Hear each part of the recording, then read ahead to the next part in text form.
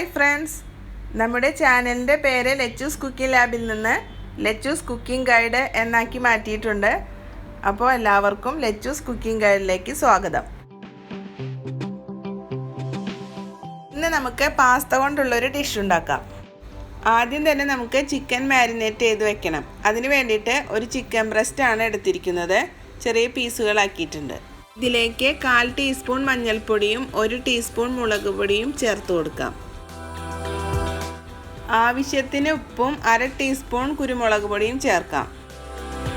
ഇനി ഇതിലേക്ക് 1 ടീസ്പൂൺ ഇഞ്ചി, വെളുത്തുള്ളി, പച്ചമുളകും കൂടി അരച്ച് പേസ്റ്റ് ആക്കിയത് ചേർത്ത് കൊടുക്കാം. ഒരു പകുതി ചെറുനാരങ്ങയുടെ നീരും കൂടി ചേർത്തിട്ട് നന്നായിട്ടൊന്ന് മിക്സ് ചെയ്തിട്ട് 1 മണിക്കൂർ മാരിനേറ്റ് ചെയ്ത് വെക്കണം. അടുത്തതായിട്ട് 1 കപ്പ് പാസ്തയിൽ 1.5 കപ്പ് വെള്ളം കൂടി ചേർത്തിട്ട് ഒരു വിസിൽ വരുന്നത് വരെ വേവിക്കാം. പാസ്തയ്ക്ക് അധികം വേവില്ലാത്തതുകൊണ്ട് ഒരു വിസിൽ വന്നതിന് ശേഷം എയർ കളഞ്ഞിട്ട് വേണം എടുക്കാൻ. ചൂടായ ചട്ടിയിൽ 2 ടേബിൾ സ്പൂൺ ഓയിൽ ഒഴിച്ചു കൊടുത്തിട്ടുണ്ട്. ഇതിലേക്ക് ഇഞ്ചി അരിഞ്ഞത് 1.5 ടീസ്പൂണും വെളുത്തുള്ളി അരിഞ്ഞത് 1 ടീസ്പൂണും ചേർത്ത് വഴറ്റി കൊടുക്കാം.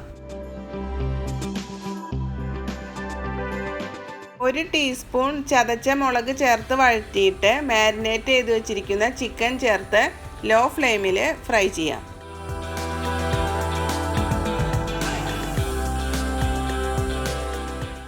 കുറച്ച് നേരം മൂടി വെച്ചിട്ട് വേവിക്കാം.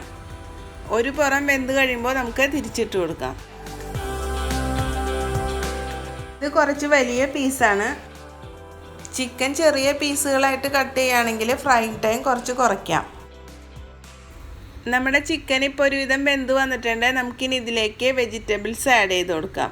ആദ്യം തന്നെ നമുക്ക് ബ്രൊക്കോളി ചേർത്ത് കൊടുക്കാം. 1/4 കപ്പ് ബ്രൊക്കോളി അരിഞ്ഞതാണ് ചേർക്കുന്നത്. ഇതിലേക്ക് നമുക്ക് ഇഷ്ടമുള്ള വെജിറ്റബിൾസൊക്കെ ചേർത്ത് കൊടുക്കാം. വേവിനനുസരിച്ചിട്ട് വേണം ചേർക്കാനായിട്ട്. കൂടുതൽ വേവുള്ളത് ആദ്യം ചേർത്ത് കൊടുക്കാം. വെജിറ്റബിൾസൊക്കെ ചേർത്ത് കഴിഞ്ഞിട്ട് പിന്നെ കുറച്ച് ഫ്ലെയിം കൂട്ടി വെച്ചിട്ട് വേണം കേട്ടോ വേവിക്കാനായിട്ട്. ഒരുപാട് ലോ ഫ്ലെയിമിൽ വെച്ചിട്ടുണ്ടെങ്കിൽ വെജിറ്റബിൾസൊക്കെ ഓവർ കുക്കായി പോകും. അടുത്തതായിട്ട് അരിഞ്ഞു വെച്ചിരിക്കുന്ന ക്യാരറ്റ് ചേർത്ത് കൊടുക്കാം. 1/4 കപ്പ് ഉണ്ട്.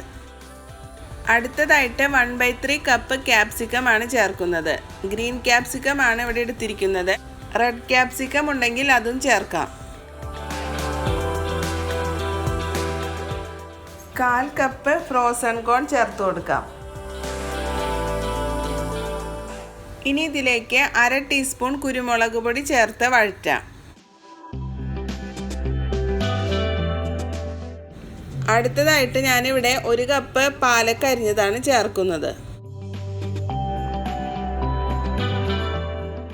നീളത്തിലരിഞ്ഞ ഒരു തക്കാളി കൂടി ചേർത്ത് കൊടുക്കാം.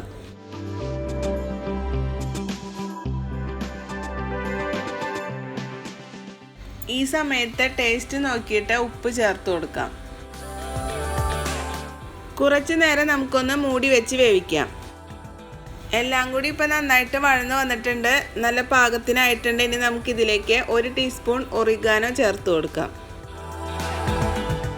ഇനി ഇതിലേക്ക് 2 ടേബിൾ സ്പൂൺ ചെഡാർ ചീസ് ചേർത്ത് കൊടുക്കാം.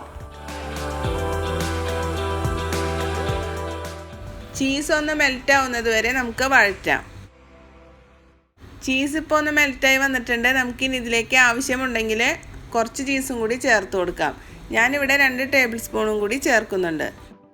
ചീസിൽ കുറച്ച് ഫാറ്റ് കൂടുതലാണ്. അപ്പോൾ ടേസ്റ്റ് നോക്കിയിട്ട് ആവശ്യമുണ്ടെങ്കിൽ മാത്രം രണ്ടാമത് ചേർത്താൽ മതി. ഇത് കുട്ടികൾക്കും വലിയവർക്കൊക്കെ ഒരുപോലെ ഇഷ്ടപ്പെടുന്ന ഒരു ടേസ്റ്റി ആയിട്ടുള്ളൊരു മീലാണ്. ഈ റെസിപ്പി എനിക്ക് പറഞ്ഞു തന്നത് എൻ്റെ ചേട്ടത്തിയായ രസ്ന ചേച്ചിയാണ്. ഇപ്പോൾ നമ്മുടെ ചീസൊക്കെ മെൽറ്റായിട്ട് എല്ലാം നല്ല പാകത്തിന് വന്നിട്ടുണ്ട്. ഇനി നമുക്കിതിലേക്ക് വേവിച്ച് വെച്ചിരിക്കുന്ന പാസ്ത ചേർത്ത് കൊടുക്കാം. ഒരു വിസിൽ വന്നതിന് ശേഷം എയർ കളഞ്ഞിട്ട് അരിച്ചെടുത്ത പാസ്തയാണ് നമ്മൾ ചേർത്ത് കൊടുക്കുന്നത്. വെജിറ്റബിൾസ് കഴിക്കാൻ മടിയുള്ള കുട്ടികൾക്ക് പാസ്തയുടെയും ചിക്കൻ്റെ ഒപ്പം ഇതുപോലെ വെജിറ്റബിൾസൊക്കെ ആഡ് ചെയ്ത് കൊടുക്കുകയാണെങ്കിൽ കഴിക്കാൻ ഇഷ്ടമായിരിക്കും. അപ്പോൾ എല്ലാവരും തീർച്ചയായിട്ടും ഉണ്ടാക്കി കൊടുക്കണം. എല്ലാവർക്കും ഈ റെസിപ്പി ഇഷ്ടമായിട്ടുണ്ടാവുമെന്ന് വിചാരിക്കുന്നു. ഉണ്ടാക്കി നോക്കിയിട്ട് അഭിപ്രായം പറയണേ. അടുത്ത റെസിപ്പിയുമായി വീണ്ടും കാണുന്നത് വരെ നന്ദി, നമസ്കാരം.